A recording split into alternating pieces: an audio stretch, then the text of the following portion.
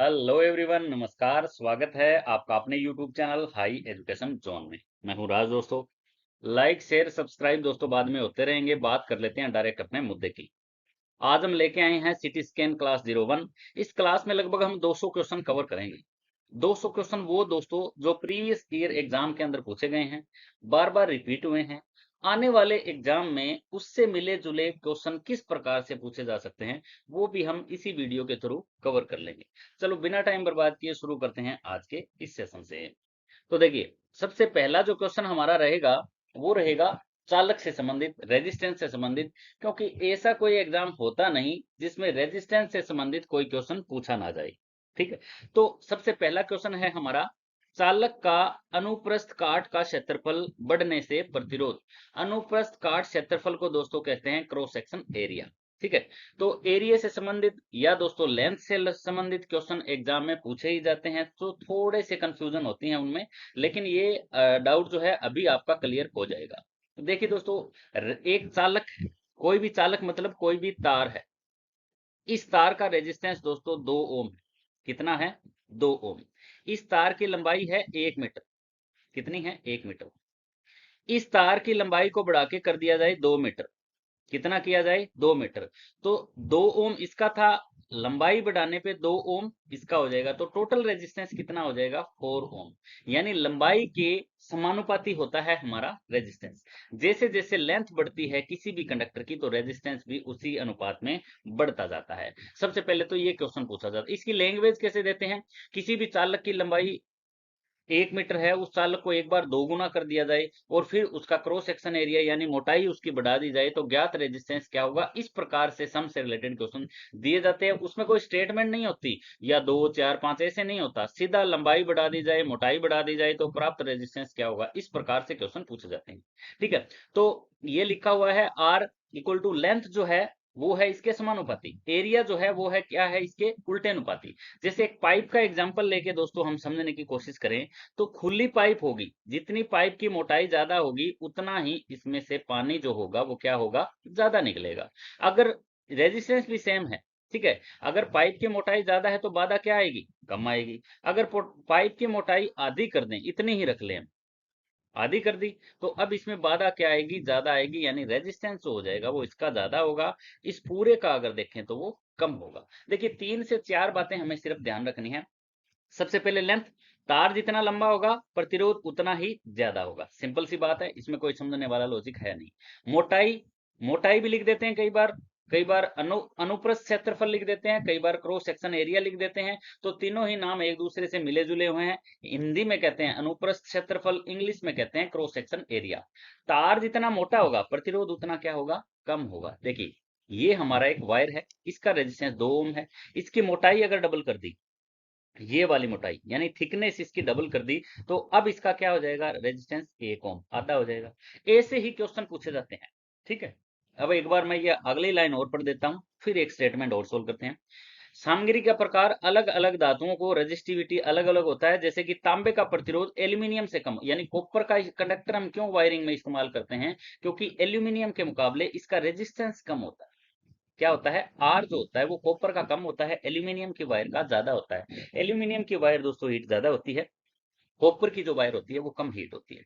अगर कॉपर की तार दोस्तों हम लगा रहे हैं 1 mm, 1 mm स्क्वायर वायर लगा रहे हैं सपोज करो, तो एल्यूमिनियम की वहां कितनी लगानी पड़ेगी? तो 1.5 mm स्क्वायर की वायर लगानी पड़ेगी। इतना फर्क आ जाता है, ठीक है, एक वायर में ही।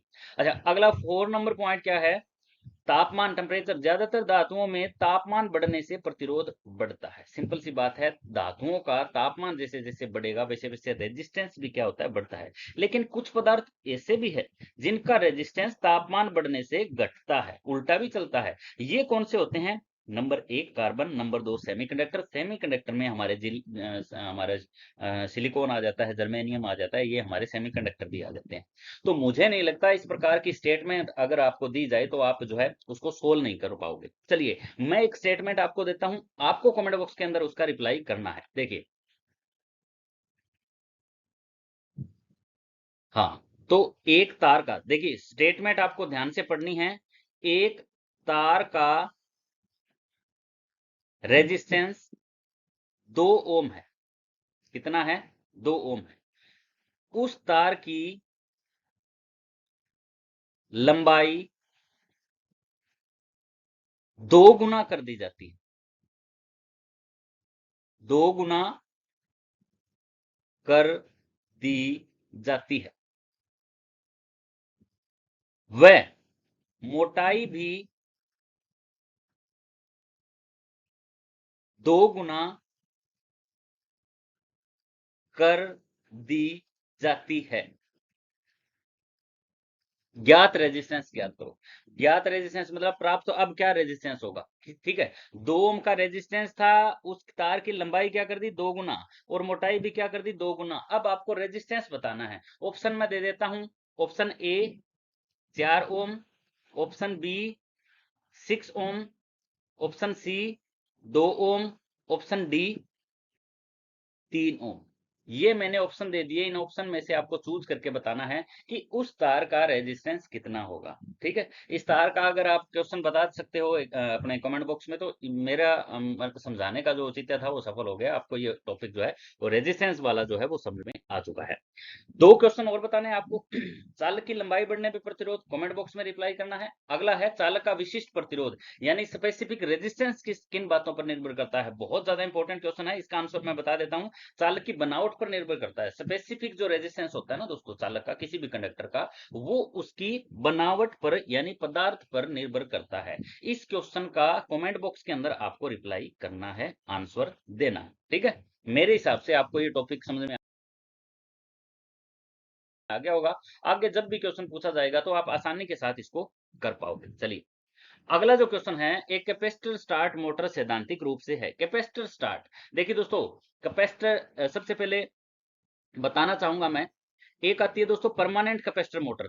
परमानेंट कैपेसिटर मोटर, मैंने शॉर्टकट में लिख दिया PC, permanent capacitor motor. Number 2, capacitor start capacitor run motor. मैं शॉर्टकट में इसलिए लिख रहा हूं ताकि आपको समझ में आ जाए। इसके नोट्स दोस्तों आपको मिल जाएंगे। कैपेसिटर से स्टार्ट हो रही है और कैपेसिटर पे ही रन कर रही है। Number 3, capacitor start induction run motor. क्या बोलेंगे, कैपेसिटर, ये सिंगल फेज मोटरों के प्रकार है। इनका वर्किंग सिस्टम भी मैं समझाऊंगा कि कैसे ये वर्क करती है और कौन सी मोटर कहां यूज करती है। इंडक्शन रन मोटर, ये हमारी कौन सी होगी, capacitor start induction run motor. Number 4, ये सिंगल फेज मोटरों की दोस्तों मैं बात कर रहा हूं। ये इतनी मोटरें तो आपकी वो है दोस्तों जो कैपेसिटर से संबंधित है। कैपेसिटर से स्टार्ट हो रही है, कैपेसिटर पे ही रन कर रही है। कैपेसिटर स्टार्ट रन जो है वो इंडक्शन पे कर रही है। परमानेंट कैपेसिटर इसको दोस्तों बोलेंगे। ठीक है, चलिए, इसका जो राइट ऑप्शन रहेगा ना, कैपेसिटर स्टार्ट मोटर सैद्धांतिक रूप से 2 फेज की मोटर होती है। क्या होती है, 2 फेज की। क्योंकि सिंगल फेज की जो मोटर होती है, फेज को इससे लिखते हैं सफाई से, सिंगल फेज की मोटरें जो होती है वो कभी भी सेल्फ स्टार्ट नहीं होती। ठीक है, सेल्फ स्टार्ट सिंगल फेज की मोटरें जो होती है वो नहीं होती है। उनको सेल्फ स्टार्ट बनाने के लिए किया क्या जाता है, तो आप कहोगे एक कैपेसिटर लगाया जाता है। अब कैपेसिटर तो लगा दिया, इतनी बात तो क्लियर, लेकिन कैपेसिटर काम क्या करता है, कैपेसिटर एक टेम्परेरी फेज तैयार करता है। ठीक है, हमारी जो लाइन आती है उनमें एक न्यूट्रल होता है, एक फेज होता है। एक टेम्परेरी जो फेज तैयार करता है, टीपी लिख देता हूं मैं, टेम्परेरी फेज, ये कौन तैयार करता है, तो ये तैयार करता है हमारा कैपेसिटर। और कैपेसिटर के टेम्परेरी फेज से, एक तो इस फेज से जो मैग्नेटिक फील्ड बनेगा, एक जो टेम्परेरी फेज है इससे मैग्नेटिक फील्ड बनेगा। बीच में क्या है, रोटर। क्या है, रोटर। तो एक टार्क जो है उत्पन्न होगा, जो रोटर दबाव महसूस करेगा और रोटर जो है वो क्या कर देगा, घूमना शुरू कर देगा। इसी को बोलते हैं कैपेसिटर। कैपेसिटर लगाकर मोटर के अंदर हम जो है मोटर सिंगल फेज की सेल्फ स्टार्ट बनाते हैं। ये जो कि जितनी भी प्रकार की सिंगल फेज मोटरें होती है वो सेल्फ स्टार्ट नहीं होती, उनको कैपेसिटर लगा के सेल्फ स्टार्ट बनाया जाता है। अच्छा, जो 3 फेज की होती है वो सेल्फ स्टार्ट क्यों होती है, क्योंकि ये तो 3 फेज हो गए ना, इनके अंदर तो आरएमएफ बनेगा। क्या बनेगा, आरएमएफ। आरएमएफ क्या होता है, रोटेटिंग मैग्नेटिक फील्ड, घूर्णीय चुंबकीय क्षेत्र। ठीक है, हिंदी में बता दिया, इंग्लिश में दोनों प्रकार के मैंने बता दिया ताकि आपके डाउट जो है वो कोई ना रहे। ठीक है, 3 फेज के अंदर तीनों कॉइल 120 डिग्री पर रखे जाते हैं। इनके अंदर रोटर रखा जाता है। इनमें किसी भी प्रकार का, 3 फेज की मोटरें जो होती है ना दोस्तों, उनके अंदर किसी भी प्रकार के रोटर की जरूरत नहीं होती है, आपको ध्यान में रखना है। क्योंकि रोटर की जरूरत नहीं, सॉरी, कैपेसिटर की जरूरत नहीं होती है। इनके अंदर आरएमएफ बनता है। आरएमएफ को बोलते हैं रोटेटिंग मैग्नेटिक फील्ड, घूमता हुआ चुंबकीय क्षेत्र। क्लियर है। चलिए, ये हमारा हो गया दो फेज मोटर। चलिए थोड़ा सा इसको डिटेल से समझते हैं। देखिए, split phase motor, single phase मोटरों की हम बात करें तो सबसे पहले दिया गया है स्प्लिट फेज मोटर के बारे में। स्टार्ट करने के लिए अलग स्टार्ट वाइंडिंग, रनिंग के लिए अलग रनिंग वाइंडिंग, दो वाइंडिंग हो जाती है इसमें। एक SW शॉर्टकट में लिखते हैं, एक SW स्टार्टिंग वाइंडिंग, RW मतलब होता है रनिंग वाइंडिंग। स्टार्टिंग वाइंडिंग मोटा तार कम टर्न, मोटा तार कम टर्न। RW पतला तार ज्यादा टर्न, पतला तार ज्यादा टर्न। क्लियर है। क्वेश्चन बहुत बार पूछा गया एग्जाम में, आपको बिल्कुल भी गलत नहीं करना है। SW और RW में अंतर क्या होता है, थोड़ी सी बात और बता देता हूँ।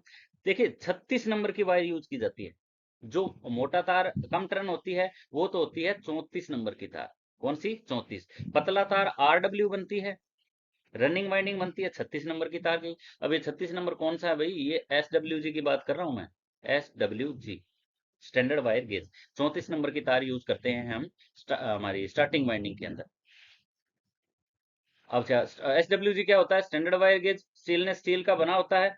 एक AWG होता है दोस्तों, क्या होता है? AWG American wire gauge. ठीक है। देखिए दोस्तों, डिटेल से आपको पढ़ना पड़ेगा। जब तक डिटेल से पढ़ के आपके एक क्वेश्चन के साथ सारे डाउट क्लियर ना हो, तब तक पढ़ने का फायदा नहीं है। पढ़ना ऐसा है कि सारे के सारे डाउट जो है वो आपके क्लियर हो सके।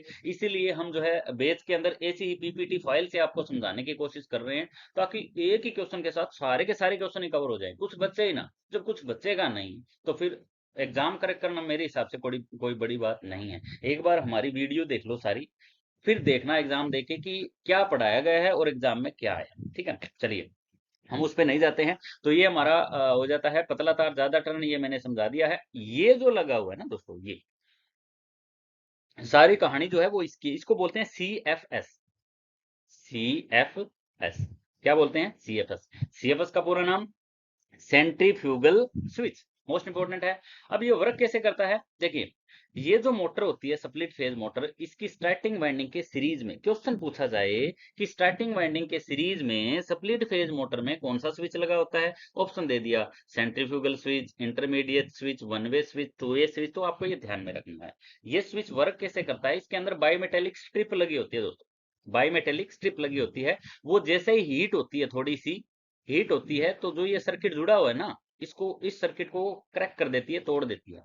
और ठंडी होती है तो वो वापस चिपक जाती है। बस ये इसका वर्क है। 75% स्पीड जब मोटर पकड़ लेती है, तो ये जो स्विच है वो ऑटोमेटिक ऑफ कर देता है। सर्किट को क्या कर देता है? Automatic of. ऑफ होते ही ये सिर्फ स्विच ऑफ नहीं होता, ये स्टार्टिंग वाइंडिंग भी ऑफ हो जाती है। फिर मोटर किस पे काम करती है? सिर्फ और सिर्फ रनिंग वाइंडिंग पे। ये स्टार्टिंग वाइंडिंग मोटर को धक्का देने का काम करती है। उसके बाद जो चलता है मोटर, वो चलता है आपका मेन वाइंडिंग, इसको बोलते हैं, इसको रनिंग वाइंडिंग इसको बोलते हैं। दोनों ही इस वाइंडिंग को बोला जाता है। ये हमारा हो जाता है रोटर। अब बताओ, स्प्लिट फेज मोटर में से कोई भी क्वेश्चन पूछा गया तो मुझे नहीं लगता आपका गलत होगा। स्प्लिट फेज मोटर के बारे में एक दो चीजें और बता देता हूँ। स्प्लिट फेज मोटर का जो स्टार्टिंग टार्क होता है दोस्तों, वो थोड़ा सा हाई होता है। ST लिख दिया मैंने। स्टार्टिंग टार्क जो होता है वो क्या होता है? हाई होता है। वो 150 से लेके 200% तक भी हो सकता है। ठीक है। ये मोटर ओवरलोड नहीं होती, इसके ऊपर कितना ही दबाव डाल दो आप, ओवरलोड नहीं होती, ये चलती रहेगी। ठीक है। तो मोस्ट इंपोर्टेंट क्वेश्चन हमारा स्प्लिट फेज मोटर से है। मुझे नहीं लगता है इससे रिलेटेड क्वेश्चन अगर एग्जाम में पूछा जाएगा तो आप गलत वायर से पूछ लो। SWG कौन सी तार यूज करते हैं, स्टार्टिंग वाइंडिंग कब ओपन होती है, कितने % स्पीड के बाद ओपन होती है, कौन सी वायर इसमें लगी होती है, ये सारे क्वेश्चन जो है विद डायग्राम आपको क्लियर हो सकते हैं। चलिए अगले क्वेश्चन की तरफ बढ़ लेते हैं। अगला जो क्वेश्चन है ना दोस्तों, वो है हमारा कैपेसिटर स्टार्ट मोटर से संबंधित। वेरी वेरी इंपॉर्टेंट है। कैपेसिटर स्टार्ट मोटर लिख दिया तो इसका मतलब है capacitor start induction run motor. इसका मतलब क्या है? Capacitor start induction run motor. Capacitor से स्टार्ट हो रही है, इंडक्शन पे रन कर रही है। ठीक है, क्लियर है। देखिए, ये तीन चीजें लगी। एस डब्ल्यू मतलब स्टार्टिंग वाइंडिंग, CFS, और ये हमारा है कैपेसिटर। तीन चीजें लगी, और तीनों को ही ये CFS जैसे ही मोटर 75% की स्पीड पकड़ती है, इसको क्या कर देता है? कट कर देता है। मोटर सिर्फ किसकी उस पे चलती है? रनिंग वाइंडिंग पे चलती रहती है। मेन वाइंडिंग जिसको बोलते हैं उस पे चलती रहती है। क्लियर है। ये डायग्राम पूछ लिया जाए, ये डायग्राम बना दिया, क्वेश्चन पूछ लिया गया, इस डायग्राम में दर्शाई गई मोटर किस प्रकार की, ध्यान में रखना है। Capacitor start induction run motor, run induction पे करेगी, स्टार्ट किस पे होगी, वो होगी कैपेसिटर से। क्लियर है। ये हमारी हो जाती है मोटर। अब ये मोटर तो पहले वाली स्प्लिट फेज मोटर जो यूज करते हैं पंखों में, वॉशिंग मशीन में, इस जगह यूज करते हैं। और भी कई जगह होती है, ड्रिलिंग मशीन वगैरह होती है, सेंट्रीफ्यूगल पंप होती है, फ्रीज में होती है, इस प्रकार की मोटर हम यूज करते हैं। ये जो यूज करते हैं पानी पंप कंप्रेसर, पानी पंप और कंप्रेसर, मोस्ट इंपोर्टेंट क्वेश्चन यहाँ से बन जाएगा, हो सकता है पूछ लिया जाए आपसे, तो इसको भी ध्यान रखना है। ये हमारा परमानेंट कैपेसिटर जो है मोटर नहीं है, ये है capacitor start induction run motor. ध्यान में रखना। देखिए दोस्तों, एक ही क्वेश्चन की तह तक जाके उसकी डिटेल निकालना वही स्टडी होती है मेरे हिसाब से, ताकि कहीं से क्वेश्चन पूछ लिया जाए तो वो आपका गलत ना हो। इसके अलावा दोस्तों, हमारी एक सेंट्रीफ्यूगल हमारा एक होता है प्रिंटिंग मशीन, वहां भी इस मोटर का इस्तेमाल किया जाता है, कैपेसिटर स्टार्ट इंडक्शन मोटर का। इसके अलावा सेंट्रीफ्यूगल पंप होते हैं।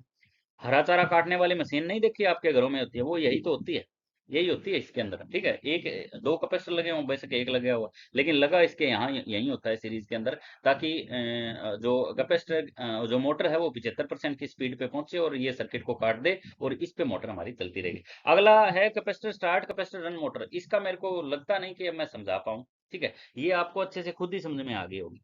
Capacitor start capacitor run, start किस पे हो रही है, कैपेसिटर पे, रन किस पे कर रही है, कैपेसिटर पे। ठीक है, तो एक कैपेसिटर तो परमानेंट लगा रहेगा सर्किट में, और एक कैपेसिटर, ये सीएफएस जो स्विच होता है आपका, ये सर्किट से क्या कर देगा, हटा देगा। बस इतनी सी बात। ठीक है, तो तीनों प्रकार के जो मोटर थे वो आपके लगभग जो है क्लियर हो चुके हैं। चलिए, अब अगले ये और देख लेते हैं थोड़ा सा। स्टार्ट और रन दोनों में कैपेसिटर होता है, स्मूथ ऑपरेशन और अच्छा टारक होता है, फ्रीज के अंदर, एसी के अंदर और बड़े पंप में इसका इस्तेमाल आपको जरूर पढ़ना है। मैं पीडीएफ में अलग से प्रोवाइड करवा दूंगा। जैसे आपने बुक खरीद रखी है ना, तो बुक में तो पूरी डिटेल दी हुई है, उसमें जो है आपको बार बार नोट्स बनाने की जरूरत जो है वो नहीं, हाँ, नहीं पड़ेगी। चलिए, अगला क्वेश्चन हम देख लेते हैं। Shaded pole motor, shaded pole motor भी मोस्ट इंपोर्टेंट है। देखिए, शेडेड पोल मोटर जैसा इसका नाम है वैसा इसका काम है। शेडेड पोल के अंदर शेडेड रिंग लगे होते हैं। ये जो आपके लगे हुए हैं इनको बोलते हैं शेडेड रिंग। एक तिहाई भाग पर मोटर के पोल के, ये फील्ड पोल होते हैं, ये रोटर होता है, ये मोटर की बॉडी होती है, तो मोटर के एक तिहाई भाग पर शेडेड रिंग लगे होते हैं, इसको कहते हैं शेडेड पोल मोटर। छोटी सी मोटर होती है, बिल्कुल ज्यादा हाई टार्क के लिए साथ नहीं बनाई जाती। सिंपल डिजाइन होता है, छोटा टार्क होती है, सस्ती मोटरें होती है। खास बात ये मैंने शॉर्टकट में इसलिए लिखा है। यूज कहाँ करते हैं, टेबल फैन में, हेयर ड्रायर में, छोटे पंप में, इन जगहों पर इसका इस्तेमाल किया जाता है। ठीक है, शेडेड रिंग ये डाल के। अब देखिए दोस्तों, इस मोटर की एक खास बात ये होती है, इसकी डीओआर चेंज नहीं कर सकते हम। क्या चेंज नहीं कर सकते, डीओआर, डीओआर को बोला जाता है डायरेक्शन ऑफ रोटेशन। क्या बोला जाता है, डायरेक्शन ऑफ रोटेशन। केबिन के अंदर ये मोटर यूज करते हैं, कई जगह फैन, छोटे फैन होते हैं, हीटर कन्वर्टर के लिए भी इसका यूज किया जाता है।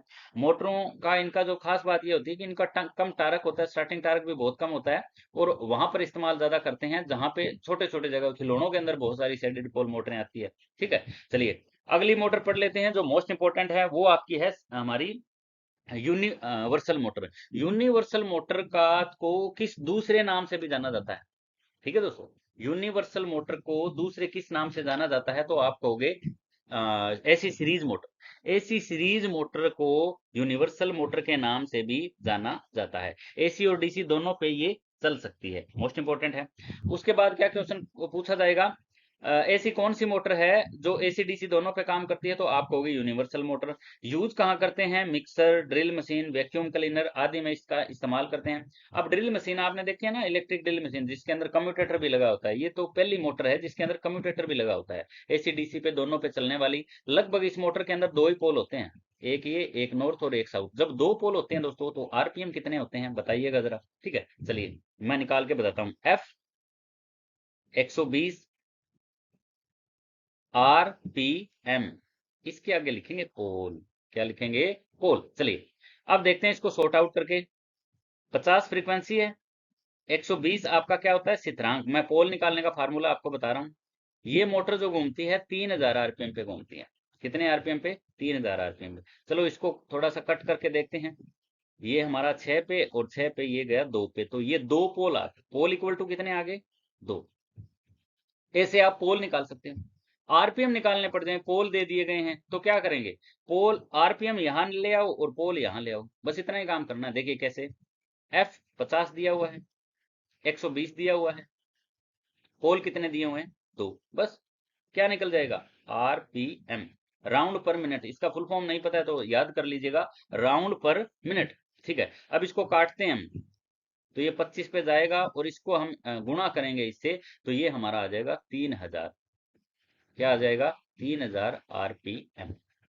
चलो, ये फ्रीक्वेंसी निकालना, पोल निकालना, स्पीड निकालना मोस्ट इंपोर्टेंट टॉपिक है। छोटे छोटे टॉपिक बनते हैं, सिंपल सिंपल फार्मूले लगते हैं, इनमें कंफ्यूज होने की आपको जरूरत नहीं है। तो यूनिवर्सल जो मोटर होती है वो एसी और डीसी दोनों पे काम करती है। इसमें लगभग 2 पोल होते हैं, इसके अंदर कम्यूटेटर भी लगा होता है और आर्मेचर के ऊपर भी वाइंडिंग की होती है। इसके अंदर पहली मोटर है जो आर्मेचर, इसके तो रोटर बोलते हैं, ऐसी जो दूसरी मोटर होती है उनको रोटर बोलते हैं, और इसके अंदर जो लगा होता है उसको क्या बोलते हैं, आर्मेचर बोलते हैं। ठीक है, और इसकी स्पीड अगर बदलनी हो तो ये कनेक्शन चेंज करने पड़ेंगे, इसकी डीओआर चेंज कर सकते हैं, ये वाला उठा के यहां लगाना है, ये वाला उठा के यहां लगाना है, डीओआर चेंज हो जाएगी। डीओआर को बोलते हैं डायरेक्शन ऑफ रोटेशन। ठीक है, ये वाला जो ऊपर जा रहा है ना ये नीचे लगा दीजिएगा, और जो नीचे लगा हुआ है वो ऊपर लगा दीजिएगा, क्या चेंज हो जाएगी, इसकी डीओआर, यूनिवर्सल मोटर। यूनिवर्सल मोटर का दूसरा नाम है एसी सीरीज मोटर। दोस्तों मैं बार बार इसलिए बता रहा हूं ताकि आपको याद रहे, आप भूलो ना, दोबारा कभी भी एग्जाम में क्वेश्चन ऐसा पूछा जाए तो भी आप भूलो ना। क्लियर है, ये लगभग हमारी मोटरें आ गई, ये सारी सिंगल फेज वाली मोटरें जिनसे रिलेटेड एग्जाम में क्वेश्चन पूछा जाएगा या पूछे जाने के पूरे पूरे चांसेस है। चलिए अगले क्वेश्चन की तरफ बढ़ लेते हैं। अगला जो है हमारा वो है, कम समय में अधिक धारा को चार्ज करने वाली विधि। बहुत इंपॉर्टेंट क्वेश्चन है। अब दोस्तों क्वेश्चन पूछा गया बैटरी से, किससे, बैटरी से। अब बैटरी में कौन सी प्रकार की चार्जिंग होती है, कितनी प्रकार की चार्जिंग होती है, कौन सी चार्जिंग कब देते हैं, ये सभी क्वेश्चन आपको आने चाहिए। चलिए, कम समय में अधिक धारा, बैटरी को चार्ज करने वाली विधि जो कहलाती है वो कहलाती है बूस्टिंग चार्जिंग। बूस्टिंग का मतलब ब्लास्टिंग से याद कर लो, ब्लास्ट, ज्यादा धारा जाती है तो बैटरी क्या हो जाती है, ब्लास्ट हो जाती है, तो बूस्टिंग आपको याद करना है। ट्रिकल चार्जिंग पूछा जाए तो आप कहोगे कम निम्न करंट पे जो चार्ज की जाती है वो हमारी होती है ट्रिकल चार्जिंग। चलिए इसको थोड़ा डिटेल से जानते हैं। जब बैटरी तैयार होती है ना दोस्तों, बैटरी को नया बनाया गया है, इनिशियल चार्जिंग देते हैं।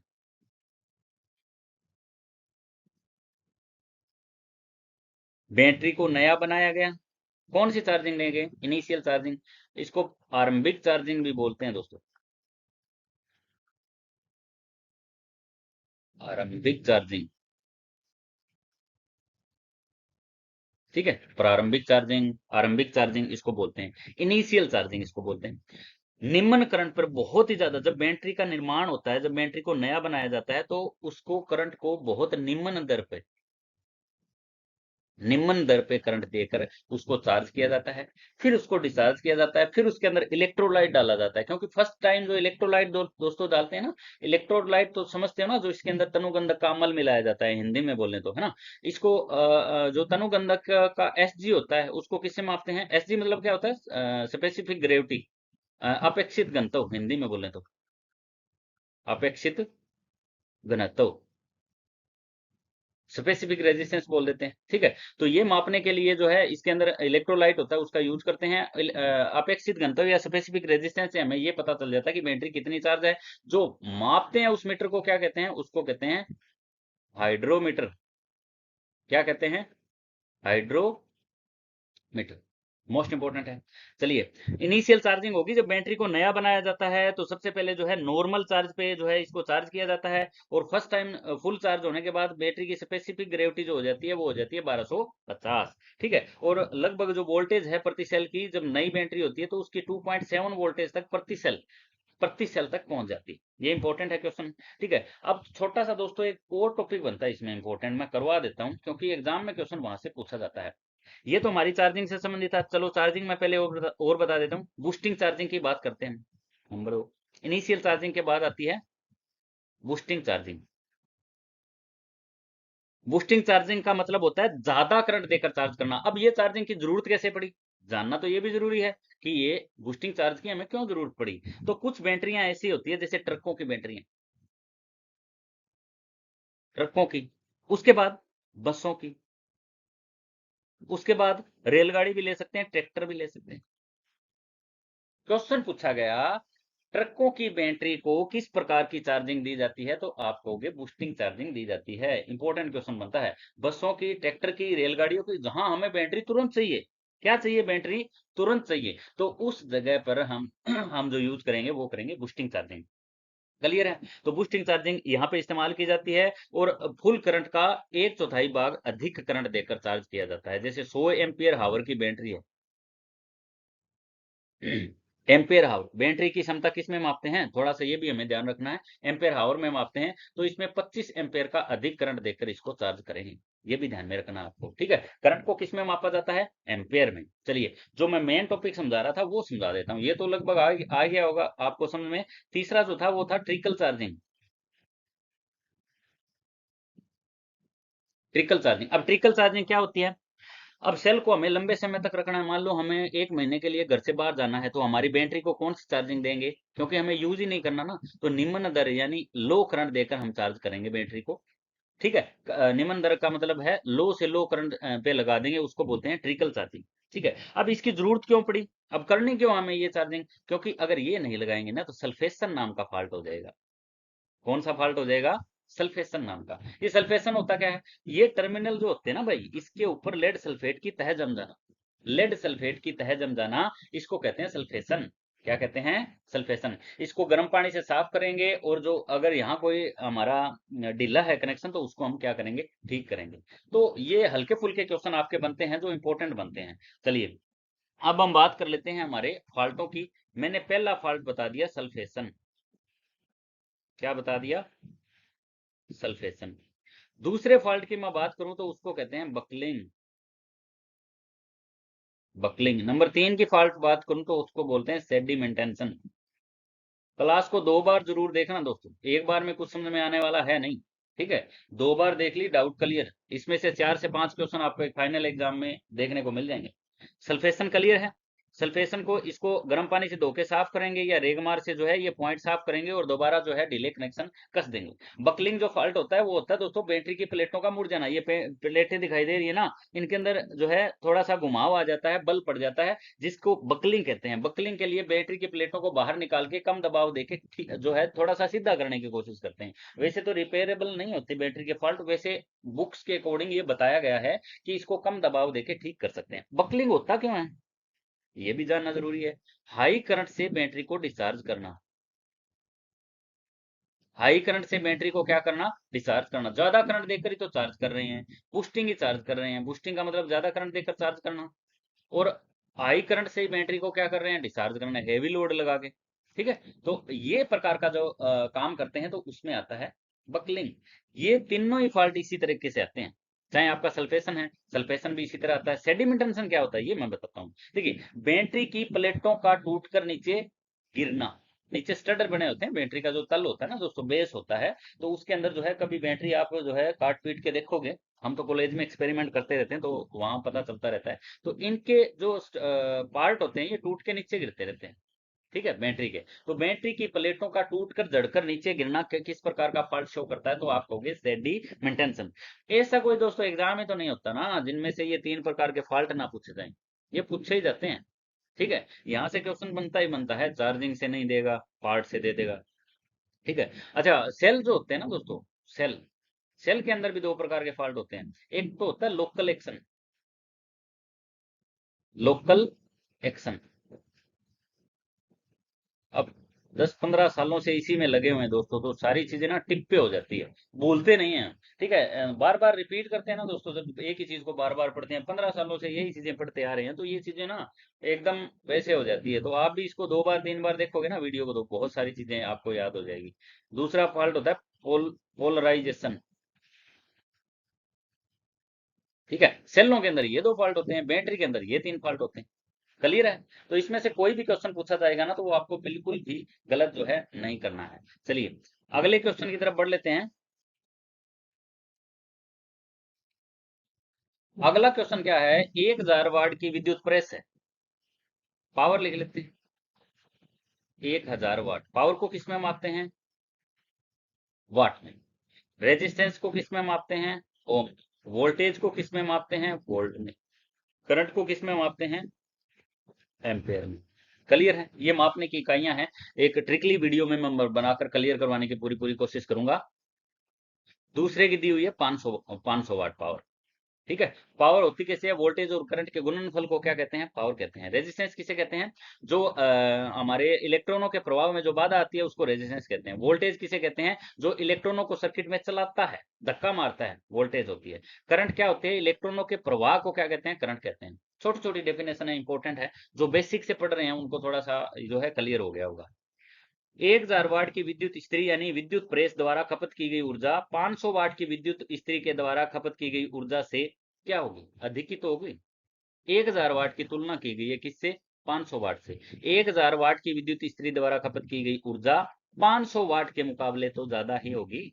सिंपल सा क्वेश्चन है, कुछ सम सोल्व नहीं करना, बताना है सिर्फ पावर कौन सा जो है, ऊर्जा जो है वो कौन ज्यादा खपत करेगा, बस ये क्वेश्चन था। सिंपल सा क्वेश्चन था। राइट ऑप्शन हो जाएगा इसका ए। अधिक, कम, आदि, समान, तो राइट ऑप्शन हमारा हो जाएगा ए। ठीक है। इस प्रकार से भी कोई क्वेश्चन पूछा जाए तो वो भी आपका बिल्कुल गलत नहीं होना चाहिए। ये भी ऐसी स्टेटमेंट दी हुई है। देखिए, क्वेश्चन में पूछा गया है 200 वाट, एक तो 200 वाट है, एक 500 वाट की है। वोल्टेज, समान वोल्टेज वाले लैंपों में 200 वाट के लैंप का प्रतिरोध क्या होगा? अब देखिए दोस्तों, इंपॉर्टेंट क्वेश्चन यहां से बनता है। ये थोड़ा सा कंफ्यूजन वाला क्वेश्चन है। देखिए, पावर, एक की तो पावर दी गई है 200 वाट, एक की पावर दी गई है 500 वाट। क्वेश्चन पूछा गया है 200 वाट के लैंप का प्रतिरोध होगा, 500 वाट वाले से ज्यादा होगा या कम होगा? तो मैं कहता हूं ज्यादा होगा। क्या होगा? ज्यादा होगा। जैसे जैसे पावर बढ़ती जाती है ना, रेजिस्टेंस जो होता है वो कम होता जाता है। ठीक है। 500 वाट के बल्ब का रेजिस्टेंस जो होगा वो कम होगा, 200 वाट के बल्ब का जो रेजिस्टेंस होगा वो क्या होगा? ज्यादा होगा। ठीक है, ये ध्यान रखना। अब देखिए, जो हीटर एलिमेंट है, हीटर एलिमेंट जल जाता है, यहाँ से जल गया, फिर हमने जोड़ दिया, तो इतना क्या खत्म हो गया? रेजिस्टेंस खत्म हो गया। फिर ये ज्यादा जलेगा, पावर बढ़ गई इसकी। फिर यहां से यहां तक ब्रेक हो गया, फिर हमने इसको पेचकस से जोड़ दिया, ये फिर जल पड़ा। फिर चल पड़ा तो इतना रेजिस्टेंस निकल गया, इतना रेजिस्टेंस जल गया, तो अब ये ज्यादा करंट लेगा, ज्यादा पावर खपत करेगा। करंट ज्यादा लेगा तो पावर भी तो ज्यादा कंज्यूम करेगा ना। तो जैसे जैसे रेजिस्टेंस निकलता जाता है ना, तो पावर बढ़ती जाती है। ध्यान में रखना आपको ये क्वेश्चन। ठीक है। अब मैं एक क्वेश्चन पूछूं आपको, 1500 वाट का एक एलिमेंट, हीटिंग एलिमेंट है, एक 2000 वाट का एलिमेंट। कमेंट बॉक्स के अंदर रिप्लाई करना है कौन से का रेजिस्टेंस ज्यादा होगा। इंपॉर्टेंट क्वेश्चन बनता है। थोड़े से इस प्रकार से ही क्वेश्चन दिए जाते हैं कंफ्यूजन वाले, जो आपके गलत ना हो। अच्छा, हीटिंग जो एलिमेंट होता है वो बना किसका होता है? नाइक्रोम और यूरेका का। मोस्ट इंपोर्टेंट है। हीटर एलिमेंट किसका बना होता है? नाइक्रोम यूरेका का। बल्ब का फिलामेंट किसका बना होता है? तो आपको हो गया टंगस्टन का।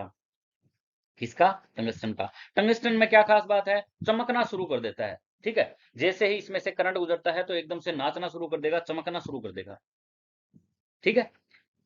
नाइक्रोम और यूरेका में क्या खास बात होती है? इसके अंदर जब भी करंट जाएगा तो ये लाल हो जाएगा, हीट हो जाएगा पूरा, एकदम टेम्परेचर पूरा शो जो है इसमें होगा। ठीक है। तो ये खास बात होती है। आपको इसमें जो है ज्यादा डूबने की जरूरत नहीं है। इंपॉर्टेंट क्वेश्चन लेकिन यहाँ से बनते हैं। चलिए, लगभग जो है सारे क्वेश्चन जो है धीरे धीरे आपके कवर होते जा रहे हैं। आपको वीडियो को 2 बार देखोगे ना, तो 2 बार देखने के बाद मेरे को लगता नहीं कोई डाउट आपका रहेगा। देखिए, 200 वाट के 5 लैंप लिख लें। सबसे पहले ना सम को लिखना सीखो। पावर 200 वाट, एक ही बार 200 लिखना है। 200 वाट के 5 लैंप। ठीक है। लैंप कितने हैं? 5 है, यहां लिख दिया मैंने लैंप। क्लियर है जी? लैंप हो गए 50 प्रति किलो वाट हावर की दर से, ये पैसे दे दिए कि दर से 4 घंटे में खपत की गई ऊर्जा का मूल्य होगा। कुछ ही नहीं करना इस प्रकार के सम में। देखो, सबसे पहले तो लैंप कितने दिए हुए हैं, कितने पावर का दिया हुआ है? 200 का। इसको 5 से गुना ही तो करना है। 5 दूना कितना हो गया? 10। 1000 हो गया। घंटे कितने चला है? 4। कितना आया? 4000। कितना आ गया? 4000। 4000 वाट आवर। अब देखिए दोस्तों, 4000 को आपको यूनिट में बदलना है। यूनिट किसमें बदलना है? यूनिट्स में। किससे भाग करेंगे? 1000 से भाग करेंगे, क्या आ जाएगा? 4। पैसे कितने हैं? कितने हैं पैसे? 50। कितने आ जाएंगे? बस ये सवाल था। राइट ऑप्शन क्या हो जाएगा? डी हो जाएगा। ठीक है। सबसे पहले आपको गुणा ही कर लेनी है, घंटे और वाट, वाट हावर, इनको इससे गुणा करेंगे ना तो ये 4000 क्या आ जाएगा? वाट हावर। क्या आ जाएगा, वाट आवर। इसको हम यूनिट्स में बदल लेंगे, ठीक है, 4 यूनिट आ जाएगी। 4 यूनिट, 1 यूनिट का पैसा है 50 पैसा, तो 4 यूनिट का कितना हो जाएगा, 2 रुपये आ जाएगा। बस इस प्रकार से सिंपल क्वेश्चन पूछे जाते हैं, आपको कंफ्यूज नहीं होना है, ठीक है। क्वेश्चन को पढ़ना है अपने दिमाग में कि क्वेश्चन पूछ क्या रहा है, और उसको डिटेल से जो है क्लियर कर लेना है। चलिए अगले क्वेश्चन की तरफ बढ़ते हैं हम।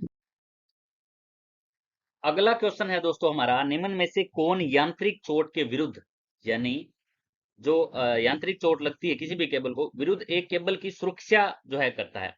ऑप्शन ए दिया गया है बेडिंग, नंबर 2 दिया हुआ है सीट, नंबर 3 दिया है आर्मरिंग, नंबर 4 दिया है सर्विंग। ये चारों के चारों ही जो केबल होती है, कोई भी केबल होती है, उसकी कहीं ना कहीं ये सुरक्षा करते हैं, ठीक है। कोई किसी से सुरक्षा करता है, कोई नमी से सुरक्षा करता है, कोई हीट से सुरक्षा करता है। यहां सिर्फ पूछा गया है यांत्रिक चोट से, तो इसका राइट ऑप्शन जो रहेगा वो रहेगा सी आपका। आर्मरिंग जो होती है, ये जो छड़ी होती है ना, ये थोड़ा सा हार्ड बना होता है। इसके सारे सारे पार्ट हम पहले पढ़ ही लेते हैं। सबसे पहले आता है दोस्तों कंडक्टर। कंडक्टर के ऊपर लगाते हैं हम इंसुलेशन। कंडक्टर किसका बनाता है, या तो कॉपर का या फिर एल्यूमिनियम का। कंडक्टर किसका बना होता है, या तो कॉपर या तो एल्यूमिनियम। क्लियर है। इंसुलेशन की बात करते हैं। इंसुलेशन किसी भी तरीके का हो सकता है दोस्तों। नंबर 1 रबड़ का भी हो सकता है। नंबर 2 की मैं बात करूं, पीवीसी का भी हो सकता है, पॉलीविनाइल क्लोराइड, जिसको पीवीसी का फुल फॉर्म होता है पॉलीविनाइल क्लोराइड। और एक और होता है दोस्तों इसके अंदर पीवीसी, हाँ वीआईआर।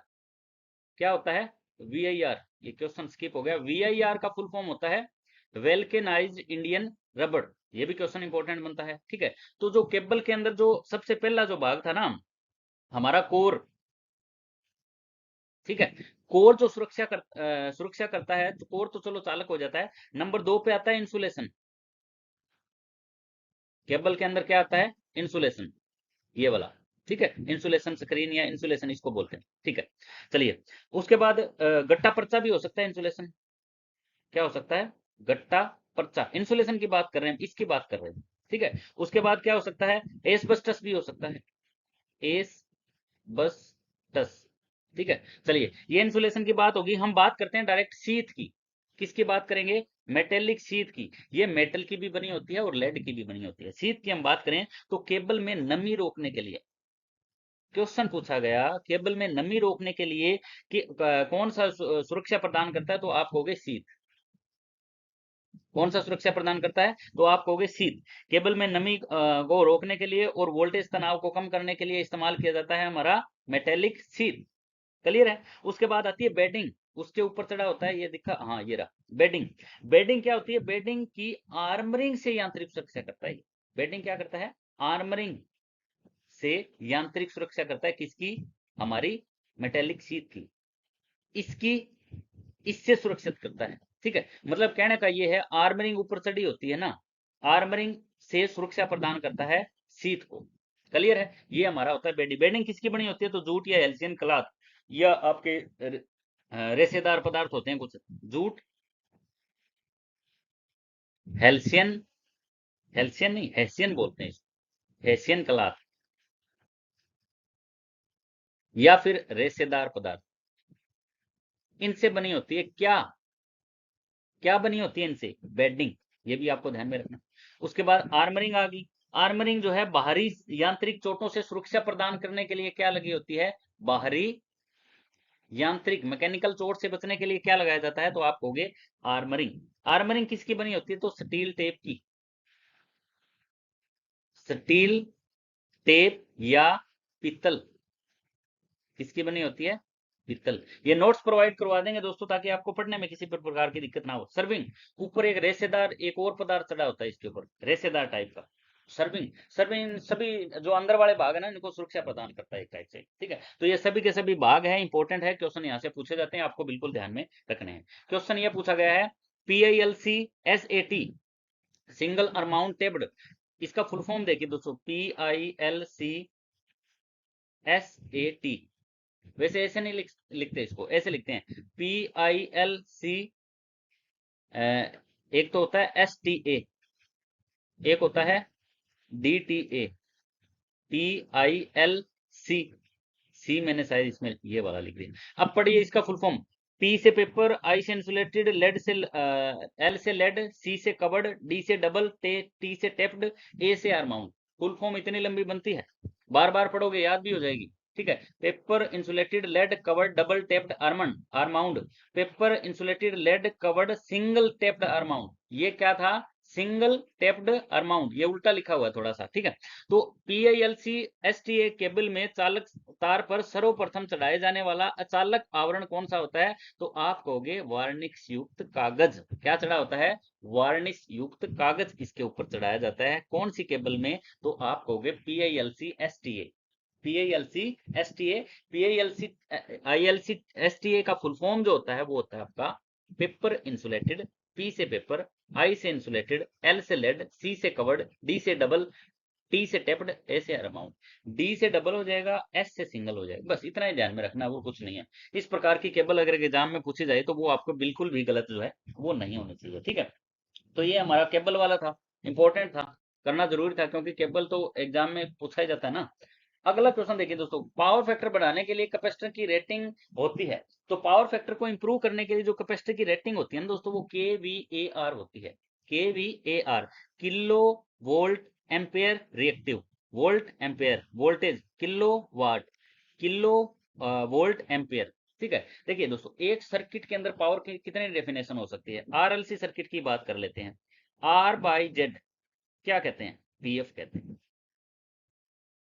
पावर फैक्टर कहते हैं। R/Z को क्या कहते हैं? पावर फैक्टर कहते हैं। अच्छा, KW और KVA के अनुपात को, ठीक है, KW और KVA के अनुपात को भी क्या कहते हैं? पावर फैक्टर कहते हैं। अच्छा, वोल्टेज और करंट के कोसाइन को, वोल्टेज और करंट के बीच जो कोण बनता है उसको भी क्या कहते हैं? पावर फैक्टर कहते हैं। तीनों ही डेफिनेशन किसकी है? पावर फैक्टर की है। अच्छा, पावर फैक्टर लो कब होता है? पावर फैक्टर का खेल बहुत बड़ा बड़ा होता है दोस्तों। ठीक है, कैपेसिटर, अपने जो कैपेसिटर बैंक लगे होते हैं ना पावर हाउस में, जो ड्यूटी करके कर रहे हैं उनको पता होगा। ठीक है, कैपेसिटर बैंक क्या काम करता है? जैसे ही गर्मी का सीजन आता है ना दोस्तों, तो कैपेसिटर बैंक को ऑन करते हैं, क्योंकि गर्मी का सीजन आता है तो इंडक्टिव लोड बढ़ जाता है। इंडक्टिव लोड कौन सा होता है? जो हमारे फैन होते हैं, ठीक है, सीलिंग फैन होते हैं, ठीक है, या कूलर होता है, या मोटर होती है, इस प्रकार का जो लोड होता है वो होता है आपका हमारा इंडक्टिव लोड। कैपेसिटिव लोड कौन सा होता है? जिसके अंदर कैपेसिटर लगा होता है। देखिए दोस्तों, तीन प्रकार के लोड होता है। एक तो रेजिस्टिव, आर से लिख देता हूं, इंडक्टिव एल से लिखते हैं, अच्छा सी कैपेसिटिव। तीन प्रकार का लोड होता है। रेजिस्टिव लोड के अंदर पावर फैक्टर जो होता है वो यूनिटी होता है। क्या होता है? यूनिटी। सिंपल सा क्वेश्चन पूछ जाए, प्योर रजिस्टिव जो लोड होता है उसके अंदर पावर फैक्टर क्या होगा? तो आप कहोगे यूनिटी एक होता है। एक पावर फैक्टर सबसे अच्छा माना जाता है, सबसे बेस्ट होता है। एल, एल की बात करते हैं इंडक्टेंस की। इंडक्टेंस को मापते हैं हेनरी में। छोटे छोटे क्वेश्चन बनते हैं दोस्तों, बहुत इंपॉर्टेंट है। दो बार वीडियो देखोगे ना तो अच्छे से आपका ये डाउट क्लियर हो जाएगा। आर, आर मतलब रेजिस्टेंस, रेजिस्टेंस को मापते हैं ओम में। रेजिस्टिव सर्किट प्योर के अंदर यूनिटी पावर फैक्टर होता है। एल मतलब इंडक्टेंस, इंडक्टेंस को मापते हैं हेनरी में। ठीक है, इस प्रकार का जो सर्किट होगा ना, इंडक्टिव, प्योर इंडक्टिव, उसके अंदर लेगिंग पावर फैक्टर होता है। कौन सा? Lagging power factor. करंट पीछे चल रहा है, करंट क्या चल रहा है? पीछे। मैं समझाता हूं, रुकिए एक बार। कैपेसिटिव की बात कर लेते हैं। कैपेसिटिव के अंदर पावर फैक्टर क्या होता है? Leading. Capacitive circuit, pure capacitive circuit है तो लीडिंग पावर फैक्टर होगा। तीन प्रकार के सर्किट होते हैं, तीन प्रकार के हमारे पावर फैक्टर हो गए। चलिए अब इस चीज को हम ध्यान से समझते हैं। एक सर्किट के अंदर तीन प्रकार की डेफिनेशन, R/Z, रेजिस्टेंस और इंपीडेंस के अनुपात को भी पावर फैक्टर कहते हैं। किलोवाट और केवीए के अनुपात को भी पावर फैक्टर कहते हैं। वोल्टेज और करंट के बीच जो कोण बनता है उसको भी पावर फैक्टर कहा जाता है। पावर फैक्टर इंप्रूव करने के लिए क्या क्या करेंगे, चलिए वो भी मैं बता देता हूं। देखिए, नंबर एक, कैपेसिटर लगाकर, कैपेसिटर बैंक लगाकर। पावर हाउस में लगा होता है, जो ड्यूटी कर रहे हैं उनको पता होगा। जैसे ही सर्दियों गर्मियों का मौसम आता है ना, तो ऑन कर देते हैं पावर फैक्टर को इंप्रूव करने के लिए। पूरा पूरा जो खेल है ना दोस्तों, बिजली बोर्ड का पावर फैक्टर पे डिपेंड है। पावर फैक्टर अगर लो हो गया ना, बड़े बड़े सिस्टम फेल हो जाते हैं। पावर फैक्टर आपने देखा होगा ना सर, एकदम गर्मियों में जब लाइट आती है एक दो घंटे के बाद, तो एकदम से लाइट जो है वो बिल्कुल डिम सी हो जाती है, कम हो जाती है। कारण क्या है? क्योंकि सारा इंडक्टिव लोड चल पड़ा। इंडक्टिव लोड चलने के कारण पावर फैक्टर हमारा क्या हो गया? लो हो गया। ठीक है, वोल्टेज जो है वो चल रहे हैं पीछे, करंट चल रहा है आगे। ठीक है, तो इसको बोलते हैं लीडिंग। करंट पीछे चल रहा है, वोल्टेज आगे चल रहे हैं, मतलब लेगिंग। ये कोसाइन बन जाता है। ठीक है, चलिए नंबर दो, सिंक्रोनस मोटर चला, सिंक्रोनस मोटर चलाकर भी पावर फैक्टर को इंप्रूव किया जा सकता है। रेजिस्टिव लोड लगाकर, रेजिस्टिव लोड लगाने के बाद भी पावर फैक्टर जो है कहीं ना कहीं इंप्रूव हो जाता है। 3-4 प्रकार की पावर फैक्टर से डेफिनेशन बनती है। ठीक है, चलिए ये हो गया हमारा KVAR, kilo volt ampere reactive. ठीक है, अच्छा ये देखते हैं हम, ये है हमारा इंडक्टिव सर्किट, इसमें बोलेंगे लेगिंग पावर फैक्टर। क्या बोलेंगे? Lagging power factor. मतलब वो जो करंट है वो हमारा पीछे चल रहा है, वोल्टेज जो है वो हमारे क्या चल रहे हैं, आगे चल रहे हैं। देखिए ये हमारा है वोल्टेज, ये यहाँ पे पहुंचा और ये यहाँ पे पहुंचा। ठीक है, चलो इस टॉपिक को मैं बाद में क्लियर करूंगा, क्योंकि अभी इसमें ना कंफ्यूज हो जाओगे। लेगिंग और लीडिंग एसी सर्किट के अंदर पावर फैक्टर वाला आएगा, तो आप पावर फैक्टर के जो है 3-4 डेफिनेशन है वो याद कर लीजिएगा। ठीक है, एक्चुअल पावर और अपेरेंट पावर। एक्चुअल पावर होती है KW, अपरेंट पावर होती है KVA। ठीक है, ये इसी के अनुपात को पावर फैक्टर कहा जाता है। ये एक एंगल बना हुआ है। ठीक है, उपयोगी पावर, काम करने वाली पावर KVAR, ये हमारी पावर फैक्टर वाली हो जाती है। ठीक है, तो लेगिंग और लीडिंग सर्किट हम समझेंगे एसी वाले सर्किट में। चलिए आगे बढ़ लेते हैं थोड़ा सा। शुद्ध प्रतिरोध परिपथ का पावर फैक्टर क्या होता है? प्योर है, प्योर में वोल्टेज और करंट बराबर चलते हैं दोस्तों। प्योर अगर सर्किट है तो वोल्टेज और करंट क्या होंगे? बराबर चलेंगे। ठीक है, वोल्टेज अगर पीछे चल रहे हैं और करंट है आगे चल रहा है, उसको लेगिंग पावर फैक्टर बोलते हैं। वोल्टेज आगे चल रहा है, करंट पीछे चल रहा है, उसको लीडिंग पावर फैक्टर बोलते हैं। ये हमारा यूनिटी पावर फैक्टर हो गया। ठीक है, तो शुद्ध प्रतिरोध में किस प्रकार का पावर फैक्टर होता है? तो आप कहोगे यूनिटी। क्लियर है, चलिए चौक के कारण ट्यूबलाइट सर्किट का पावर फैक्टर क्या होता है? तो ये लेगिंग होता है। चौक लगा दी ना, चौक में क्या लगा होता है? कॉइल। चौक में क्या लगा होता है? कॉइल, और कॉइल जहां पे लगी उसको बोलते हैं लेगिंग पावर फैक्टर। ठीक है, चलिए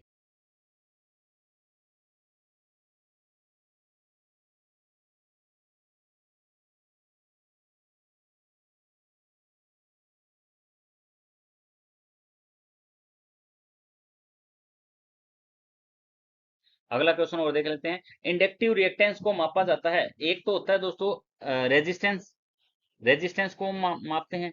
XL लिख दिया तो इंडक्टिव रिएक्टेंस हो गया, इसको भी ओम में मापते हैं।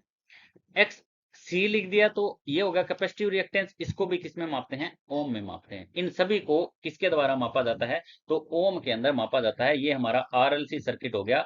R resistance, L inductance, C capacitance. इसके अंदर बाधा आएगी उसको भी ओम में मापेंगे, इसके अंदर बाधा आएगी उसको भी ओम में मापेंगे। क्लियर है? इंडक्टेंस अगर लिखा जाए तो उसको मापते हैं हेनरी में, कैपेसिटेंस लिखा जाए तो उसको मापते हैं फेरेड में, रेजिस्टेंस को मापते हैं ओम में। चलिए ये भी हो गया। ये जेड वाला इंपीडेंस वाला फार्मूला दिया हुआ है। ठीक है, √R² प्लस XC मतलब capacitive reactance, inductive reactance, minus XC capacitive reactance. ये जो भी बड़ा होता है ना वो छोटे में से माइनस कर देते हैं। ये ऐसी वाला जो सर्किट आएगा ना, RLC सर्किट आएगा, उसमें समझेंगे। इसके न्यूमेरिकल बने बनते हैं बड़े शानदार, जबरदस्त। ठीक है, पेज पे तो मिल ही जाएंगे आपको। डीसी सप्लाई का फार्म फैक्टर लिखा हुआ, ये पावर फैक्टर। डीसी सप्लाई का पावर फैक्टर क्या होता है? तो डीसी सप्लाई का पावर फैक्टर जो होता है वो यूनिटी होता है, एक ही रहता है, कम ज्यादा नहीं होता। डीसी सप्लाई के अंदर जो हमारी वेव होती है वो तो होती नहीं, डीसी सप्लाई डायरेक्ट चलती है। ठीक है, तो इसका जो पावर फैक्टर होता है वो हमेशा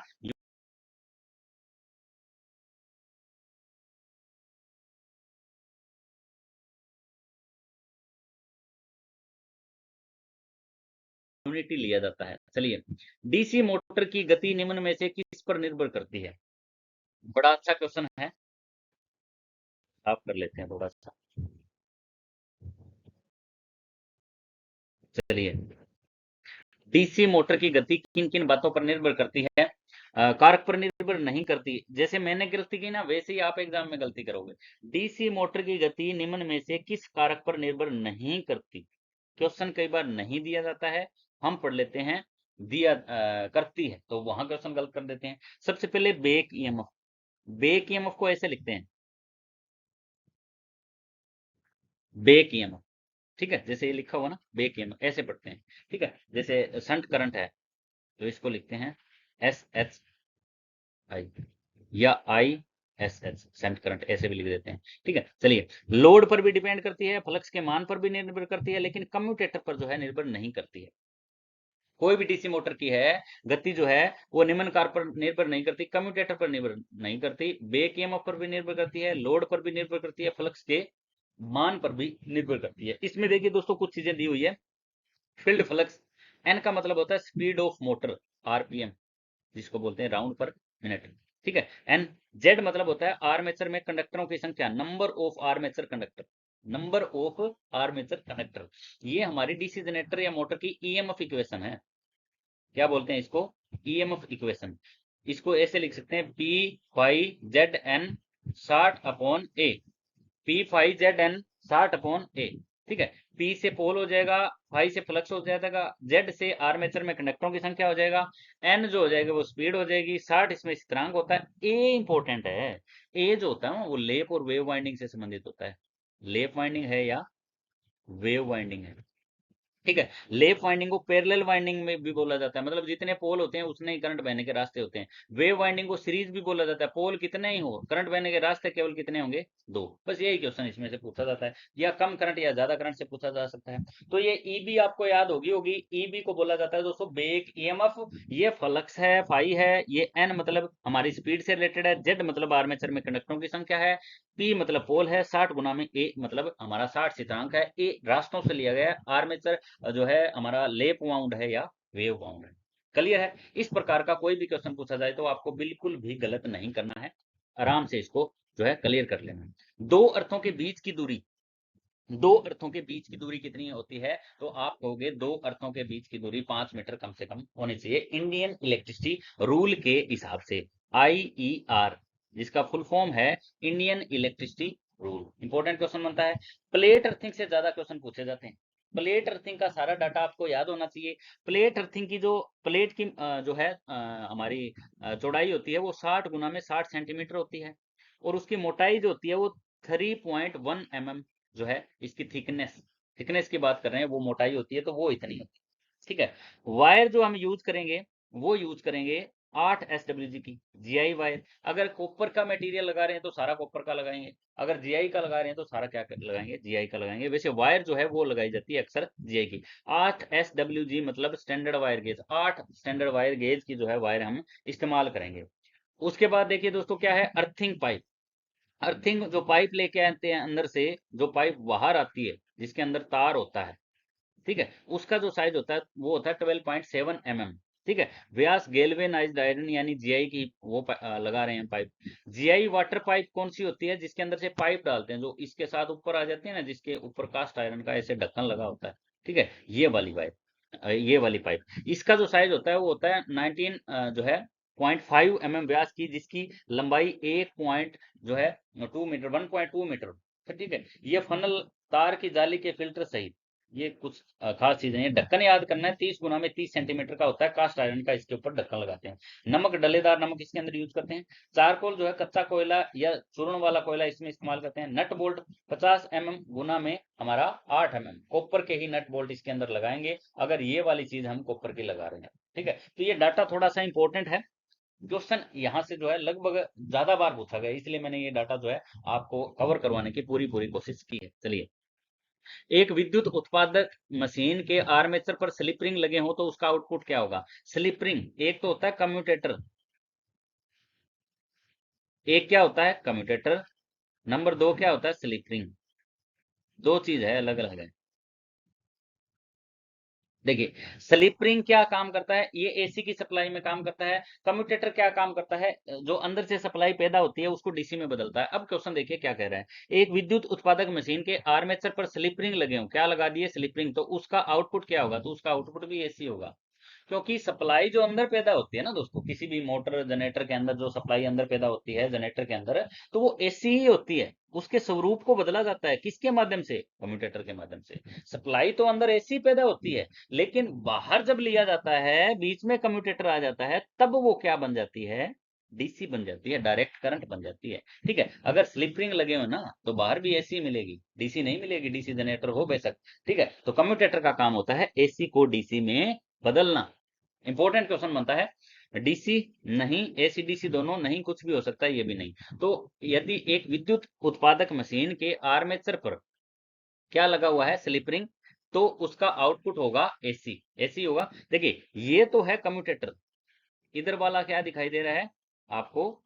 कम्यूटेटर। ये जो दिखाई दे रहा है ये है हमारा स्लिप रिंग, क्या दिखाई दे रहा है? Slip ring. ठीक है, ये कॉपर के छल्लों से बना होता है, प्योर कॉपर के छल्लों। ये भी हार्ड्रान कॉपर से हार्ड होता है इसका कॉपर, क्योंकि इसके ऊपर कार्बन ब्रुश लगे होते हैं ना, कार्बन ब्रुश इसको घिस ना दे। इसके ऊपर भी कार्बन ब्रुश लगे होते हैं। ठीक है, इसके ऊपर भी कार्बन ब्रुश लगे होते हैं। ये जब रोटेट होता है तो वो कार्बन ब्रुश घिस ना जाए, इसलिए कार्बन ब्रुश इसके ऊपर लगाए जाते हैं। कार्बन ब्रुश क्या होता है ना, वो घिसता कम है, इसलिए जो ब्रुश बनाए जाते हैं वो कार्बन के बनाए जाते हैं। इनके बीच में जो है ना, ये जो कांटे से दिखाई दे रहे हैं, इनके अंदर माइका भरी जाती है। माइका को हिंदी में अब्रक कहते हैं। क्या कहते हैं? अब्रक। ये सेगमेंट होते हैं जहाँ पे वाइंडिंग घूम के आती है ना ऐसे, तो वहां पे जो पॉइंट इनके सोल्डरिंग किए जाते हैं उनको सेगमेंट कहते हैं।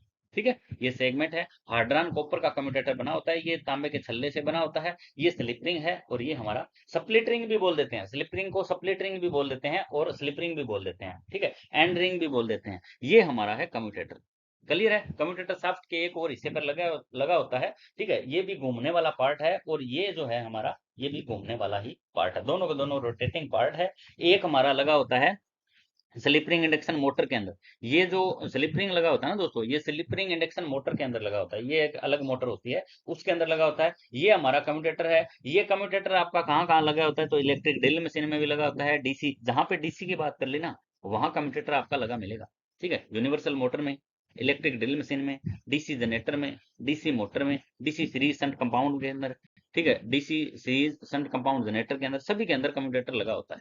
क्लियर है? एसी को डीसी में परिवर्तित करने का काम ये करता है। चलिए, ये क्वेश्चन लगभग आपका क्लियर हो चुका होगा। डीसी मोटर का कौन सा भाग घूमने वाला नहीं है? Field winding. सबसे पहले फील्ड वाइंडिंग दिया हुआ, फिर आर्मेचर वाइंडिंग दिया हुआ, फिर कूलिंग फैन दिए हुए हैं, फिर आर्मेचर कोर दिए हुए हैं। ठीक है, तो घूमने वाला जो भाग है वो फील्ड वाइंडिंग नहीं है। डीसी मोटर में घूमने वाला भाग क्या कौन सा नहीं होता? तो आप कहोगे फील्ड पोल या फील्ड वाइंडिंग। ये जो पोल लगे हुए हैं ना दोस्तों, ये वाले पोल, ये घूमने वाला भाग नहीं होता, ये स्थिर भाग होता है। ठीक है, बाकी कौन सा भाग घूमता है? कम्यूटेटर घूमता है, आर्मेचर घूमता है, ये फील्ड, ये वाला होता है फील्ड पोल या फील्ड वाइंडिंग। ये भी ये नहीं घूमता, इसी की तो बात कर रहे हैं, फील्ड वाइंडिंग। ठीक है, ये जो फील्ड वाइंडिंग है ये नहीं घूमता। ये नट बोल्ट के साथ सिलिकॉन स्टील की छोटी छोटी पत्तियों को आपस में इंसुलेटेड करके ये मोटर की बॉडी के साथ फिट होता है। ये बॉडी है जो कास्ट आयरन की बनी होती है। कम्यूटेटर मैंने बता दिया आपको, हार्ड्रन कॉपर का बना होता है। ठीक है, और इसके ऊपर आर्मेचर के ऊपर वाइंडिंग की जाती है। ठीक है, लेप और वेव वाइंडिंग से संबंधित मैंने क्वेश्चन बताया। अच्छा, स्लोट से क्वेश्चन पूछा जाता है। स्लोट भी तीन प्रकार के होते हैं। आर्मेचर पर स्लोट कितने प्रकार के होते हैं? तीन प्रकार के। एक तो होते हैं खुले प्रकार के, एक होते हैं बंद प्रकार के, एक होते हैं अर्ध खुले। ठीक है, तीन प्रकार के स्लोट आर्मेचर पे कटे होते हैं। तीन प्रकार के स्लोटों के अंदर दो प्रकार की वाइंडिंग की जाती है, एक लेप वाइंडिंग और एक कौन सी होती है? Wave winding. Most important question बनता है। लेप वाइंडिंग को पैरेलल वाइंडिंग भी कहा जाता है, पोलों के बराबर उसमें रास्ते होते हैं। अच्छा, वेव वाइंडिंग को सीरीज वाइंडिंग कहा जाता है, पोल कितने रास्ते केवल कितने होंगे? दो होंगे। इंपॉर्टेंट क्वेश्चन बनता है। ये मैं बता देता हूँ। फील्ड वाइंडिंग, पोल, शू, ये आगे वाला शू के आकार का ऐसे मुड़ा हुआ हिस्सा होता है ना, ऐसे, ये इसको बोलते हैं पोल शू। उसके बाद योक या फ्रेम हो जाता है पोल शू। कम्यूटेटर हो जाता है इंटरपोल। अच्छा, इंटरपोल मैंने नहीं बताया, वो मैं बता देता हूँ। ये जो बीच में लगे हुए ना दोस्तों, इसको इनको बोला जाता है इंटरपोल। इंटरपोल मेन पोलों के बीच में छोटे छोटे पोल लगे होते हैं। क्लियर है? ठीक है, ये लगाए क्यों जाते हैं ये मैं बता देता हूँ। ठीक है, इंटरपोल बहुत इंपॉर्टेंट टॉपिक है, इंटरपोल से संबंधित। जब पेपर थोड़ा सा हार्ड बनता है ना इससे वगैरह का, तब इंटरपोल दिए जाते हैं। चलिए, इंटरपोल क्या होते हैं? मुख्य पोलों से छोटे पोल, मुख्य पोलों से छोटे पोल। ठीक है, अच्छा, ये जुड़े कैसे होते हैं? तो ये इन्हीं पोलों के सीरीज में जुड़े होते हैं। कैसे जुड़े होते हैं? सीरीज में जुड़े होते हैं। इंटरपोल लगाए क्यों जाते हैं? आर्मेचर रिएक्शन को कम करने के लिए। आर्मेचर रिएक्शन को कम करने के लिए। आर्मेचर रिएक्शन क्या होता है? अब समझना तो सारा ही पड़ेगा। जब आएंगे यहाँ पे तो समझना तो सारा ही पड़ेगा। ठीक है, देखिए दोस्तों, फील्ड अपना फ्लक्स बनाता है, ये फील्ड पोल है, ये अपना फ्लक्स बनाते हैं, और आर्मेचर अपना फ्लक्स बनाता है।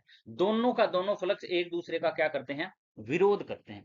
क्या करते हैं? विरोध करते हैं, जिसके कारण हमारा जो आर्मेचर होता है वो घूमता है। लेकिन विरोध करने के कारण जो है कम्यूटेटर पर स्पार्किंग बढ़ जाती है। कम्यूटेटर पर क्या बढ़ जाती है, स्पार्किंग बढ़ जाती है, जिसकी वजह से जो है एक टाइप से मोटर या जनरेटर की ईएमएफ पर फर्क पड़ता है। क्या पड़ता है, ईएमएफ पर फर्क पड़ता है, ईएमएफ कम होने के आसार हो जाते हैं, तो ईएमएफ में ज्यादा से ज्यादा चाहिए, इसलिए उसको बोला जाता है आर्मेचर रिएक्शन। मुख्य फ्लक्स का सहायक फ्लक्स पे पड़ने वाला प्रभाव, जिसको कहा जाता है आर्मेचर रिएक्शन। ठीक है, आर्मेचर से जो फ्लक्स बन रहा है ना दोस्तों, वो हमारे सिर्फ घूमने के काम आ रहा है, लेकिन और तो कोई काम नहीं आ रहा, उसकी वजह से ईएमएफ पर फर्क पड़ रहा है, कम्यूटेशन हो जाती है। कम्यूटेशन का मतलब पुरुषों के ऊपर स्पार्किंग बढ़ जाती है, उसको बोला जाता है आर्मेचर रिएक्शन। ठीक है, फील्ड का एक्शन और आर्मेचर का रिएक्शन, क्लियर है। इसलिए इस आर्मेचर रिएक्शन को सुधारने के लिए मुख्य पोलों के बीच में छोटे छोटे पोल लगाए जाते हैं, जो हमारे इंटरपोल के नाम से जाने जाते हैं। इनके ऊपर वाइंडिंग जो की जाती है वो मोटा तार और कम टर्न देकर की जाती है, मोटा तार और कम टर्न देकर की जाती है। चलिए, ये भी आपका लगभग कवर हो चुका होगा, वीडियो को 2 बार देखोगे ना आप, तो ज्यादा आपका जो है डाउट जो है वो क्लियर होगा। शंट फील्ड वाइंडिंग की होती है पतले तार की, मोटे तार की, कम टर्न की, ए व सी दोनों, ए व सी दोनों, पतले तार कम टर्न नहीं। शंट फील्ड वाइंडिंग जो होती है ना दोस्तों, वो पतला तार होता है, तार पतला होता है, ठीक है, पतला तार, अधिक टर्न, अधिक टर्न। तार क्या होगा, पतला, टर्ने क्या होगी, अधिक। शंट फील्ड वाइंडिंग की बात करें, सीरीज की बात कर लें, यहां पे लिख देता अगला बंदा सीरीज, सीरीज फील्ड वाइंडिंग। मोटा तार, टर्ने कम, मोटा तार, टर्न कम,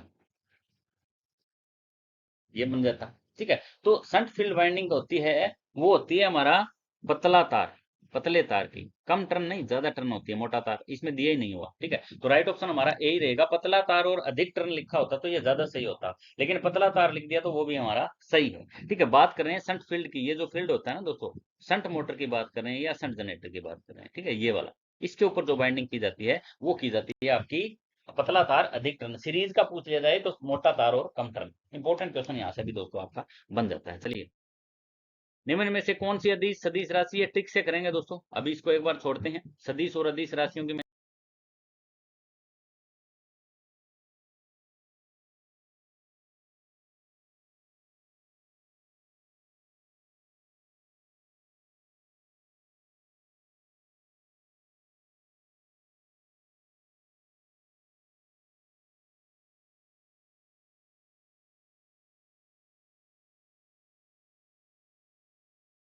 ऐप पे ट्रिक से बना रखी है ताकि आप भूल लो ना। अगला क्वेश्चन है, पंखे की फरस से न्यूनतम ऊंचाई कितनी होनी चाहिए। पंखे की फरस से न्यूनतम ऊंचाई होती है, राइट ऑप्शन बी रहेगा 2.75 metre.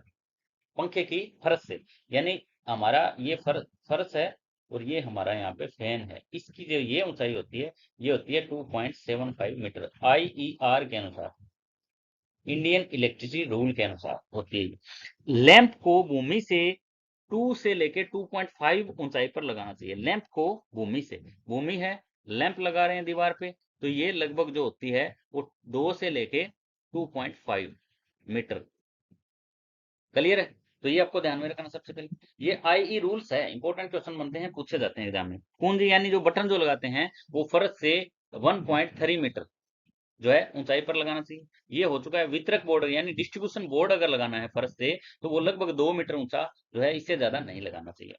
Metre main switch board की भूमि से ऊंचाई 1.5 मीटर होनी चाहिए। मीटर मेन स्विच बोर्ड की, जो मीटर के पास मेन स्विच बोर्ड नहीं लगाते, वो लगभग 1.5 मीटर जो है ऊंचा आपका होना चाहिए। ऊर्जा मापी यानी एनर्जी मीटर अगर आप लगाओगे तो वो होना चाहिए 1.3 मीटर। ठीक है, तो ये रूल्स है कुछ आई रूल्स जो एग्जाम में अक्सर पूछे जाते हैं, तो ये भी आपको बिल्कुल गलत नहीं करने हैं। डीसी जनरेटर में ईएमएफ की दिशा ज्ञात करने के लिए किस नियम को, देखिए दोस्तों, ये तो है लेफ्ट हैंड रूल, लेफ्ट के आगे लिख देना एम, आर के आगे लिख देना जी, बस। ठीक है, अब डीसी जनरेटर की बात है तो राइट की बात करेंगे। ठीक है, फ्लेमिंग के दाएं हाथ के नियम, डीसी जनरेटर में प्रेरित ईएमएफ की दिशा ज्ञात करने के लिए किसका यूज करेंगे, तो आप कहोगे फ्लेमिंग के राइट हैंड रूल से ज्ञात करेंगे ईएमएफ की दिशा, यानी इंड्यूस्ड ईएमएफ की दिशा जो है वो याद ज्ञात करेंगे राइट हैंड रूल से।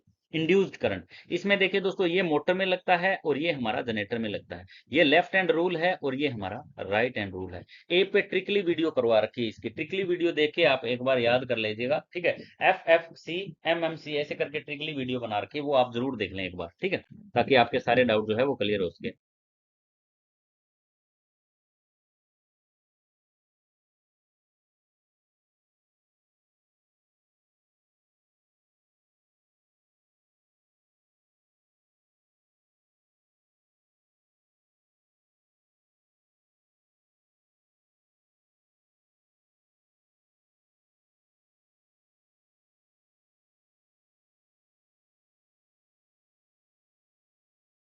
लेप वाउंड और वेव वाउंड वाले अंतर मैंने बताए थे आपको, वो क्वेश्चन हो ही चुका है, ठीक है। तो ये इधर से जो दिया हुआ है ये तो हमारा है लेप, और इधर जो दिया हुआ है ये हमारा है वेव।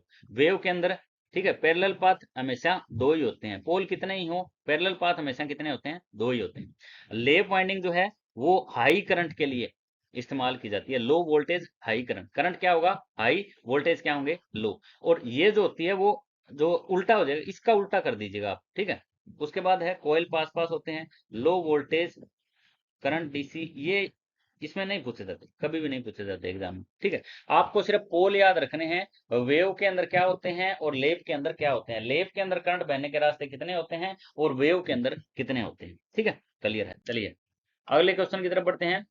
4 ओम प्रतिरोध वाले एक उपकरण से बहने वाली धारा का मान 1.5 एम्पेयर हो तो उसके द्वारा ली गई पावर ज्ञात करनी है।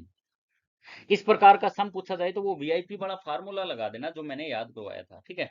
R=वीआईपी, तो नाम सबको याद रह जाता है, वीआईपी, ठीक है। वीआईपी इसका स्क्वायर इसका स्क्वायर, ठीक है। वी का स्क्वायर और हमारा आई का स्क्वायर, इनका स्क्वायर लगा देना है। वीआईपी वाला फार्मूला एक पे करवा रखा है ट्रिकली से, वो याद कर लेना, ठीक है। अब फार्मूला इसमें लगाते हैं हम।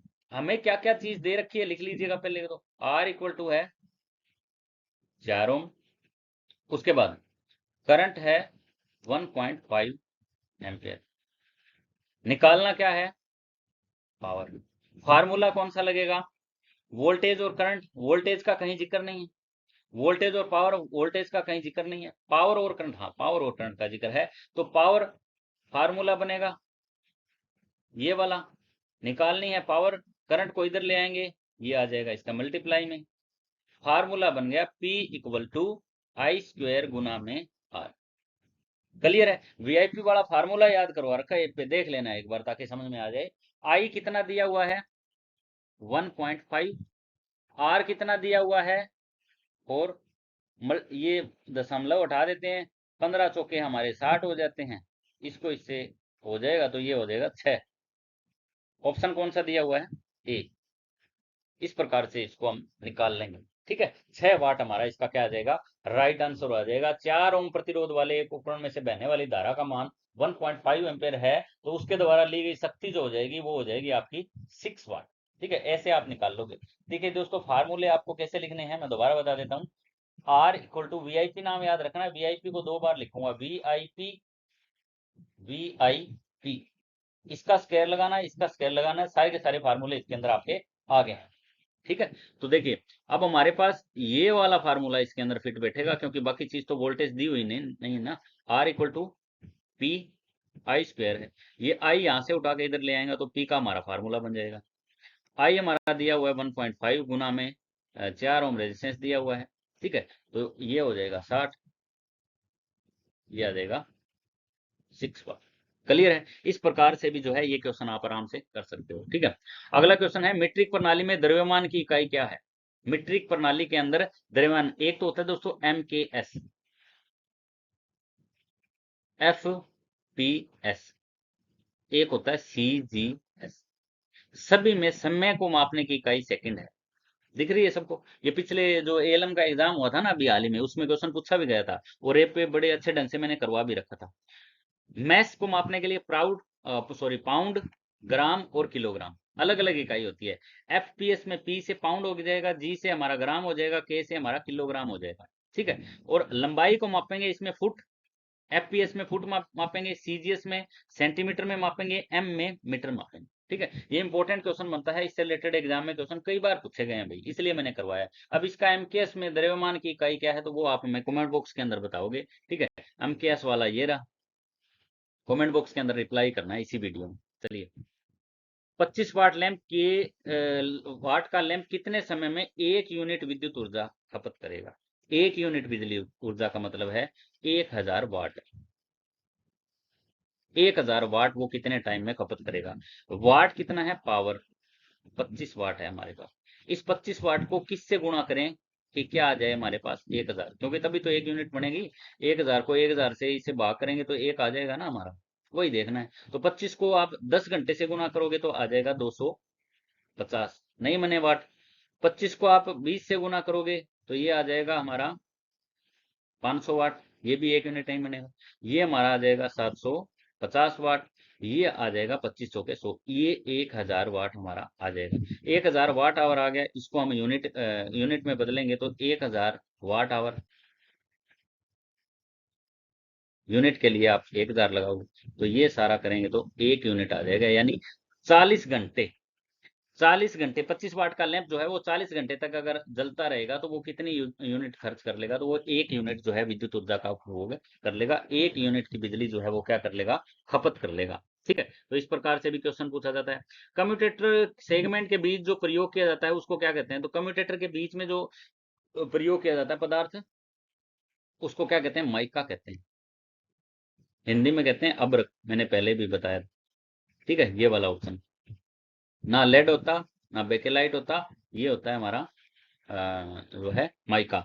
बेकेलाइट जो हमारे स्विच सॉकेट होते हैं ना, उनके अंदर जो यूज किया जाता है इंसुलेटर के रूप में, वो बेकेलाइट का बना होता है। लेड, लेड की हमारी जो लेड एसिड बैटरी होती है उसके अंदर प्लेटें लगी होती है। ठीक है, इसको बोलते हैं माइका। ये हमारे होते हैं सेगमेंट। ये होता है राइजर, जो ऊपर वाला उफना हुआ भाग होता है ना कम्यूटेटर का, उसको क्या बोलते हैं? राइजर। ठीक है, कम्यूटेटर जो एसी को डीसी में बदलने का काम करता है, मैंने समझा दिया था पहले ही। लेड एसिड बैटरी की चार्जिंग अवस्था की जांच हाइड्रोमीटर से करने पर हाइड्रोमीटर का फ्लोट इलेक्ट्रोलाइट में पूरी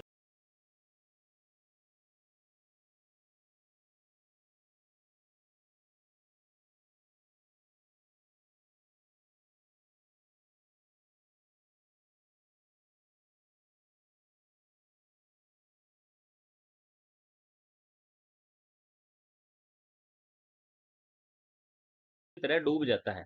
ठीक है, हाइड्रोमीटर की बात की गई दोस्तों, डूब जाता है तो इसका मतलब बैटरी क्या है? डेड है। ऑप्शन डी उसमें आ जाएगा। बैटरी क्या हो चुकी है? डेड हो जाएगी। जो अंदर तैरता है ना, ये वाली जो ट्यूब होती है अंदर, वो अगर तैर रही है पूरी, अंदर डूब चुकी है, पूरी डूब चुकी है, ठीक है, तो बैटरी हमारी क्या है? डेड है। चलिए, ये पढ़ लेते हैं। एस जी का मतलब होता है स्पेसिफिक ग्रेविटी, जो है संकेत और अर्थ। फुल चार्ज बैटरी का स्पेसिफिक ग्रेविटी यानी कितनी होगी? 1250 से लेके 1280 तक, जब बैटरी फुल चार्ज इसमें शो हो जाएगा। ठीक है, फ्लोटिंग जो है इसके अंदर तैरेगी। अच्छा संकेत है, सेल स्वस्थ है और चार्जड है। आधी चार्ज है बैटरी तो इसका जो होता है वो 1200 से लेके 1230 तक होता है स्पेसिफिक ग्रेविटी, अपेक्षित घनत्व जिसको बोलते हैं। बैटरी की चार्जिंग कम है, रिचार्ज की आवश्यकता है। क्लियर है? निचला यानी डिस्चार्ज 1120 से लेके 1180 अगर है तो बैटरी डिस्चार्ज है, तुरंत चार्ज करें। अगर ये हाइड्रोमीटर है, ये बैटरी का क्या मापता है? एसजी मापता है। हिंदी में लिखें तो इसको बोलते हैं अपेक्षित घनत्व, अपेक्षित घनत्व। ठीक है, सल्फेशन बहुत कम, लगभग शोषित। अगर बैटरी बहुत कम है और 1100 हमारा एसजी शो हो रहा है तो सल्फेशन नाम का फॉल्ट है, सेल खराब है, गंभीर डिस्चार्ज है, मरम्मत की जरूरत है या बदलाव पर विचार करें। ठीक है, ओवरचार्ज अगर बैटरी हो जाती है तो 1300। अब इसी में से फाइनल एग्जाम में एक क्वेश्चन आपको देखने को मिल जाएगा। ये इतने भी पॉइंट आपने याद कर लिए ना तो फाइनल एग्जाम में श्योर है यहाँ से एक क्वेश्चन आपको देखने को मिल जाएगा। अगर 1300 है, बैटरी ओवरचार्ज है। क्लियर है? 1250 से 1280 है तो आपकी बैटरी फुल चार्ज है। 1200 से लेके 1230 है तो बैटरी आधी चार्ज है। 1120 से 1180 है तो बैटरी हमारी डिस्चार्ज है। ठीक है। तो ये अलग अलग स्टेटमेंट दी हुई है, आपको याद कर लेना है। इसको कहा जाता है हाइड्रोमीटर। ये इसके ऊपर बल्ब लगा होता है, इसको जो है थोड़ा सा दबा के ये बैटरी के जो हमारे वेंट प्लग होते हैं उनको खोल के, बैटरी के ऊपर लगे होते हैं ना वो ऐसे, उनको वेंट प्लग बोला जाता है, उनको खोल के जब इस पाइप को अंदर जो है डाल के इसको दबाएंगे तो इसमें इसके अंदर इलेक्ट्रोलाइट आ जाएगा, और इस इलेक्ट्रोलाइट से हम अपेक्षित घनत्व जिसको बोला जाता है स्पेसिफिक ग्रेविटी, ये ज्ञात हम कर सकते हैं। क्लियर है? इसमें से भी कोई क्वेश्चन पूछा जाए तो वो भी आपका गलत जो है वो नहीं होना चाहिए। अच्छा, 150 वाट 100 वोल्ट के दो लैंप समांतर में जुड़े हैं। समांतर का मतलब होता है पैरेलल। एक ये लैंप है, एक ये लैंप, ये ऐसे जुड़े हुए हैं, इनको बोलते हैं पैरेलल कनेक्शन, इनको बोलते हैं सीरीज कनेक्शन। क्लियर है? चलिए, लैंप के दो समांतर लैंप से जुड़े होते कुल शक्ति, टोटल पावर, इनको एड ही तो करना है, कुछ भी नहीं करना।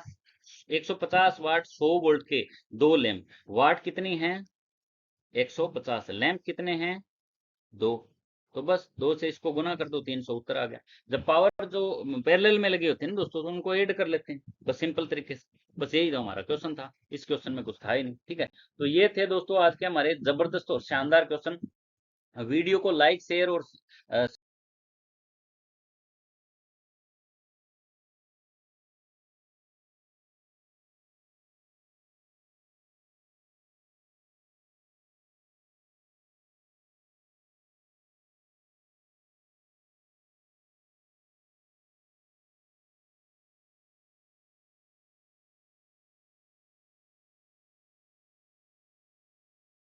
सब्सक्राइब अब अगर आपको अच्छे से समझ में आ गया तो आपको जरूर कर लेना है। ठीक है, ये इसमें कुछ टॉपिक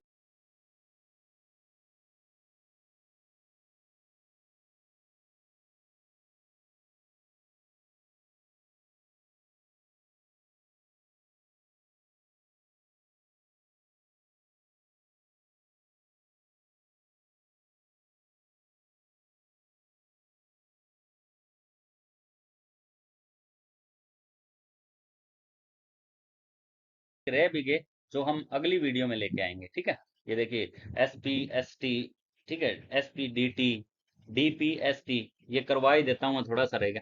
सामान्य किस स्विच द्वारा थ्री फेज लाइन में परिपथ को ऑन ऑफ किया जाता है? तो टीपी आईसी, आईसी टीपी भी लिख देते हैं और टीपी आईसी भी लिख देते हैं। बात एक ये, iron clad triple pole, DP लिख दिया तो डबल पोल।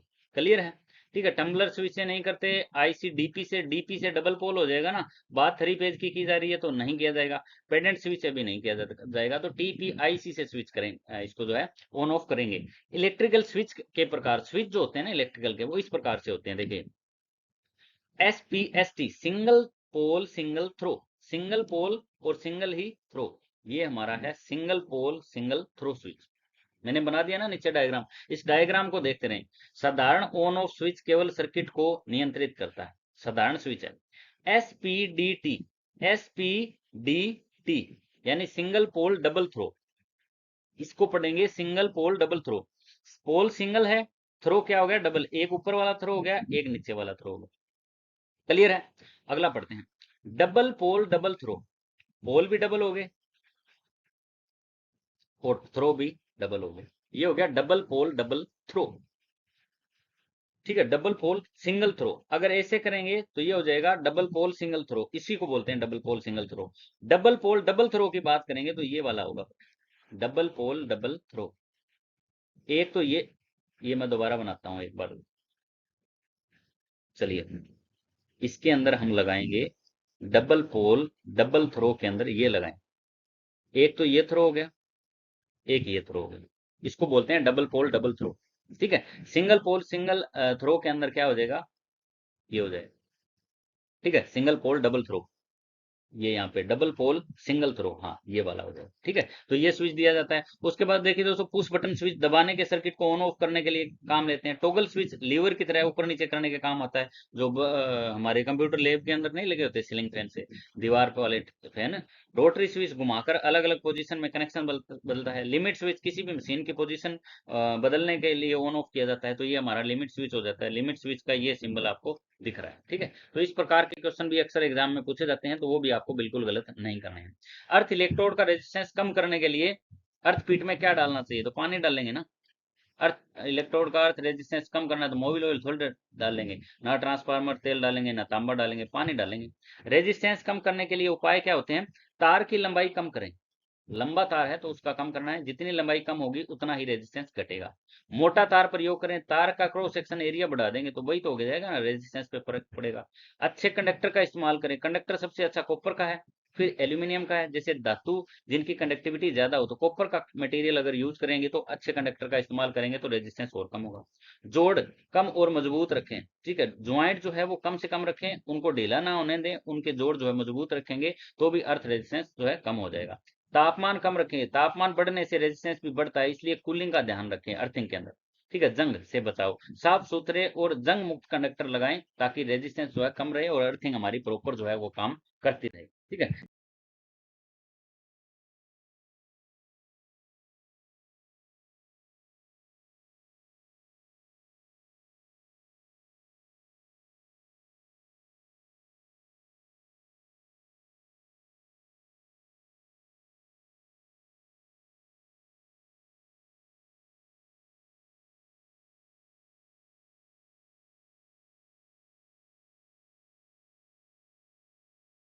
यहाँ से भी क्वेश्चन